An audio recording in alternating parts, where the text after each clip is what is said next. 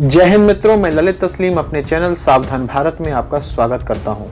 मित्रों, मैंने अपने पिछले वीडियोस में बाइबल के तथाकथित ईश्वर यहोवा के द्वारा अपने अनुयायियों को दिए गए उन आदेशों के बारे में चर्चा की थी, जिनमें कि बाइबल के तथाकथित ईश्वर यहोवा ने अपने अनुयायियों को अपने निकटस्थ प्रदेशों में रहने वाले लोगों पर हमला करने का निर्देश दिया था। इसके अलावा बाइबल के तथाकथित ईश्वर यहोवा ने अपने अनुयायियों को उन प्रदेशों में रहने वाले लोगों को मार डालने के निर्देश दिए थे, उनकी संपत्तियों को लूट लेने के निर्देश दिए थे और उनको गुलाम बनाने के निर्देश दिए थे।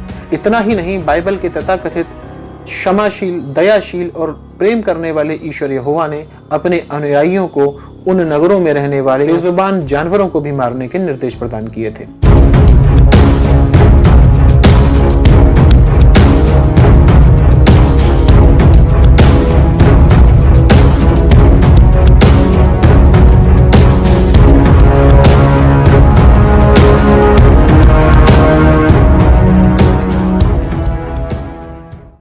मित्रों, बाइबल के तथाकथित ईश्वर यहोवा के बारे में, उसकी महानता के बारे में चर्चा करते समय अक्सर बाइबल और बाइबल के मानने वाले इस बात की दलील देते हैं कि बाइबल के तथाकथित ईश्वर यहोवा ने अपनी शक्ति के द्वारा ऐसे ऐसे कार्य किए जिनको कि किसी मनुष्य के द्वारा कर पाना असंभव था। यहाँ पर हम मूसा की ही बात करते हैं। मिस्र से निकालते समय बाइबल के तथाकथित ईश्वर यहोवा ने मूसा और उसके साथियों को समुद्र को फाड़ के उसके बीच में से सुरक्षित निकाल लिया था। ये बात बाइबल के अंदर उल्लिखित है।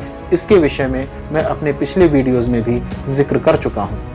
लेकिन जब हम बाइबल की 7वीं पुस्तक न्यायियों यानी कि द बुक ऑफ जजेस का अध्ययन करते हैं तो हम पाते हैं कि बाइबल का तथाकथित सर्वशक्तिमान ईश्वर यहोवा, जो अपनी शक्ति के द्वारा फिरौन को हरा देता है, मूसा और उसके साथियों को समुद्र को चीर कर निकाल लेता है, अपने अनुयायियों की शक्ति से कई कई गुने शक्तिवान लोगों को हरा देता है, वही बाइबल का तथाकथित ईश्वर यहोवा अपने अनुयायी बिन्यामीन के लोगों के द्वारा यबूसी लोगों को हराने में सक्षम नहीं होता है। इसके अलावा बाइबल का तथाकथित ईश्वर यहोवा यहूदा के लोगों को घाटियों के प्रदेश को भी दिलवा पाने में सक्षम नहीं होता है, क्योंकि घाटी के प्रदेश के लोग यहूदा के लोगों से अधिक शक्तिशाली थे और उनके पास विशेष प्रकार के लोहे के रथ थे।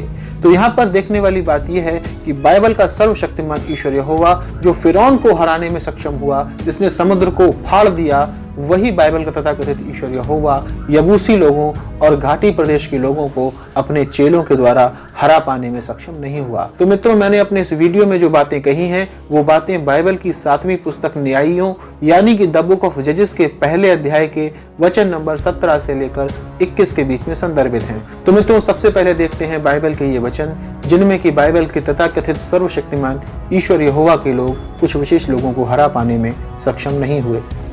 कुछ कनानी लोग सपत नगर में भी रहते थे, इसलिए यहूदा के लोग और शिमोन के परिवार समूह के लोगों ने उन कनानी लोगों पर आक्रमण किया। उन्होंने नगर को पूर्णतः नष्ट कर दिया, इसलिए उन्होंने नगर का नाम होर्मा रखा। यहूदा के लोगों ने अज्जा के नगर और उसके चारों ओर के छोटे नगरों पर भी अधिकार किया।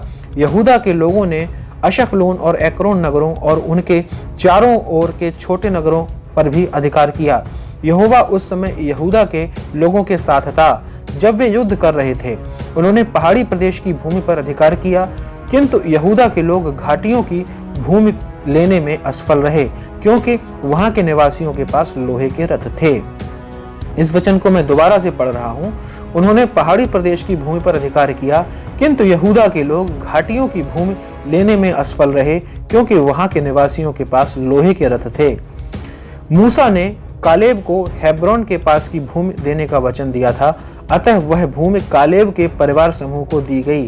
कालेब के लोगों ने अनाक के 3 पुत्रों को वह स्थान छोड़ने को विवश किया। बिन्यामीन लोग यरूशलेम में बसते हैं। बिन्यामीन परिवार के लोग यबूसी लोगों को यरूशलेम छोड़ने के लिए विवश न कर सके। उस समय से लेकर अब तक यबूसी लोग यरूशलेम में बिन्यामीन लोगों के साथ रहते आए हैं।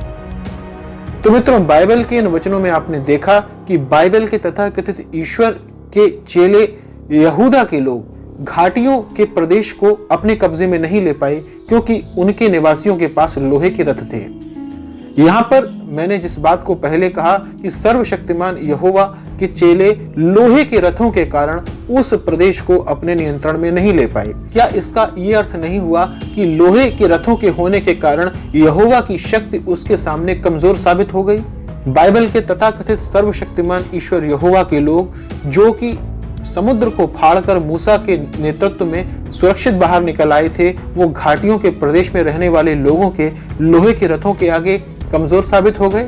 इसका अर्थ यह हुआ, घाटियों के प्रदेश में रहने वाले लोगों के लोहे के रथों की शक्ति के आगे बाइबल के तथाकथित ईश्वर यहोवा के लोग यहूदा के साथ ही कमजोर साबित हो गए और वे उन लोगों को नहीं हरा पाए। इसके अलावा यबूसी लोगों को भी बिन्यामीन के लोग नहीं हरा पाए, यरूशलेम नगर से बाहर नहीं निकाल पाए, और वे लोग आज भी बिन्यामीन के लोगों के साथ यरूशलेम में बसते हैं। तो बाइबल के इन वचनों में हमने देखा कि बाइबल के तथाकथित सर्वशक्तिमान ईश्वर यहोवा के चेले यहूदा और बिन्यामीन के लोग क्रमशः घाटियों में रहने वाले लोगों और यबूसी लोगों को नहीं हरा पाए। तो मेरा यहाँ पर अपने ईसाई भाई बहनों से ये सवाल है कि आखिर किस दम पर वे अपने तथाकथित ईश्वर यहोवा को सर्वशक्तिमान ईश्वर यहोवा कहते हैं, जो कि अपने ताकत के द्वारा, अपनी शक्ति के द्वारा घाटियों के लोगों को और यबूसी लोगों को अपने चेलों के द्वारा हरवाने में सक्षम नहीं हो पाया। तो मित्रों, जुड़े रहिए मुझसे मेरे चैनल सावधान भारत पर। आने वाले समय में मैं बाइबल से जुड़े हुए ऐसे ही अन्य प्रश्नों को आपके सामने लेकर आऊंगा। मिलते हैं अगले वीडियोस में, तब तक के लिए जय हिंद।